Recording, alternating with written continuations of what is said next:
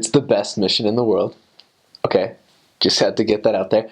Because, and I actually have a reason for this, the way that my mission president explained it to when we got there was you have all these people from all over the world, and they want the American dream. They want to come to the United States, and they want to work in New York, and they show up to New York, and it's really expensive to live there.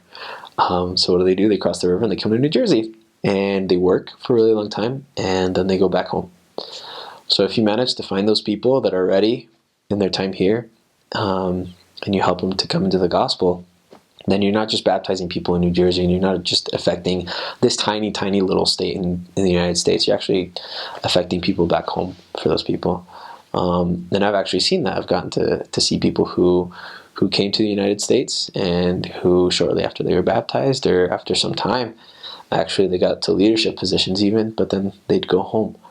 I had some of my leaders in some of my wards that I served in have to go back to Mexico, and then you know that you're not just impacting New Jersey, but these people that you work alongside with, that you work for, actually get to go home and impact other people. So that's awesome. Right now, I think it's got 4 languages. It's got Korean-speaking missionaries, and they're like the mascots of the mission. Everybody loves the Koreans.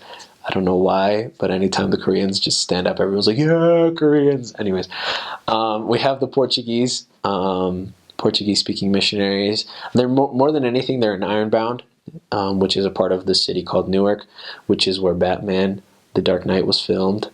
Just saying. And so you have the Portuguese, and then there's English and Spanish. They had Creole for a little bit, but it got dissolved really fast. I don't know why, because it was actually a good idea. We had some Creole missionaries up in New City.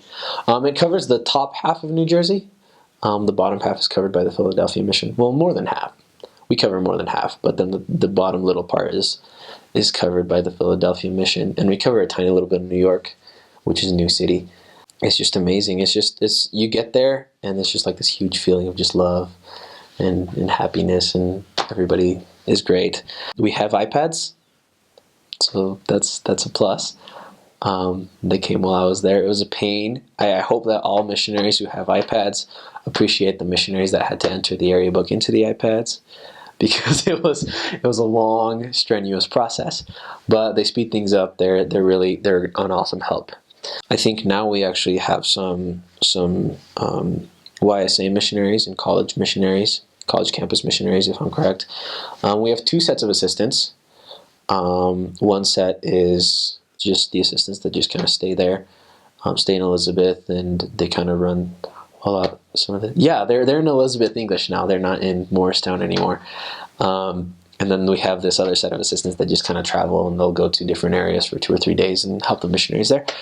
There's really good food. You can have food from anywhere you want, and you meet people from everywhere, and it's an experience to get to see all these people from different places, different cultures. It's very religiously diverse too. If you go to other missions, like for example where I come from in Mexico, you can pretty much expect to deal with Catholics, and that's about it. But if you go to New Jersey, where I served, you could get people that are Hindu, you could get people that are Muslim or Jewish, or all kinds of Christian religions, or Buddhist, or really anything. There's just so much diversity, and so it's really good. Like, some advice that I'd give is to kind of understand these other different religions and cultures so that you can have a civil conversation with them.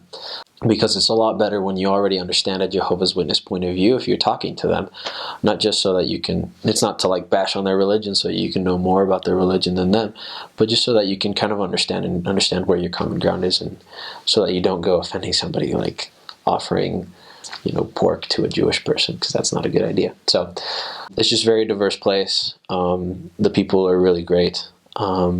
Especially, I loved serving in areas that are hood, because the hood areas are where you meet the coolest people, and some of the most prepared people that I've ever met. We have great leadership. It was just a really, really fun time in New Jersey.